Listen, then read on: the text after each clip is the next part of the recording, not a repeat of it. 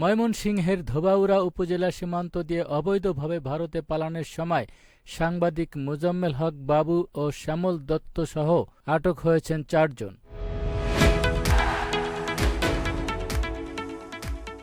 সোমবার ১৬ সেপ্টেম্বর ভোররাতের দিকে উপজেলার দক্ষিণ মাইজপাড়া ও পাকুন্দিয়া সীমান্তের মাঝামাঝি এলাকা থেকে স্থানীয় জনতা তাদেরকে আটক করে ধোবাউড়া থানা পুলিশের হাতে সোপর্দ করে।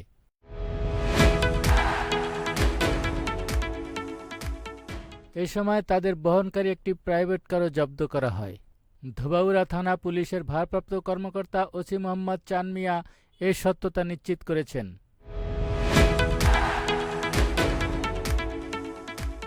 আটককৃতরা হলেন ৭১ টেলিভিশনের সাবেক ব্যবস্থাপনা পরিচালক মোজাম্মেল হক বাবু, দৈনিক ভোরের কাগজ পত্রিকার সম্পাদক শ্যামল দত্ত, ৭১ টেলিভিশনের senior reporter Jensen Mahbubur Rahman এবং ড্রাইভার সেলিম।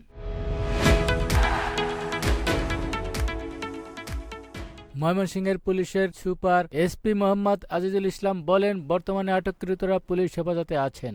তাদের বিরুদ্ধে মামলা রয়েছে।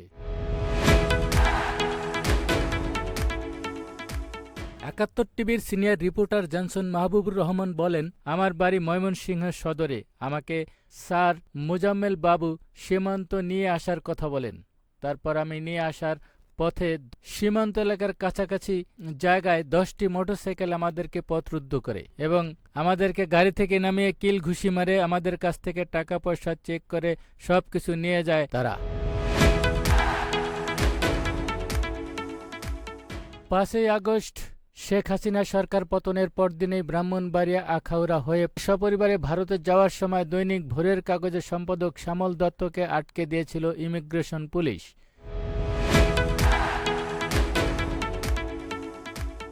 গত ৬ আগস্ট বিকেল ৩টার দিকে ব্রাহ্মণবাড়িয়া আখাউড়া আন্তর্জাতিক ইমিগ্রেশন চেকপোস্ট দিয়ে তিনি সপরিবারে ভারতে ঢোকার চেষ্টা করেন।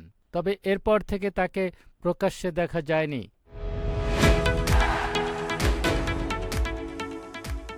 ৫ই আগস্ট স্বৈরাচারী সরকারের পতনের পরপরই মোজাম্মেল বাবু আত্মগোপনে ছিলেন।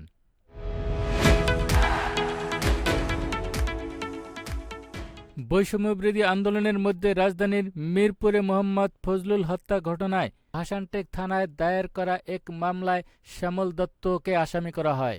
আর অন্য একটি মামলায় যাত্রাবাড়ী থানাতে শিক্ষার্থী নাইম হাওলাদার হত্যা মামলায় আসামির তালিকায় রয়েছেন মোজাম্মেল হক বাবু।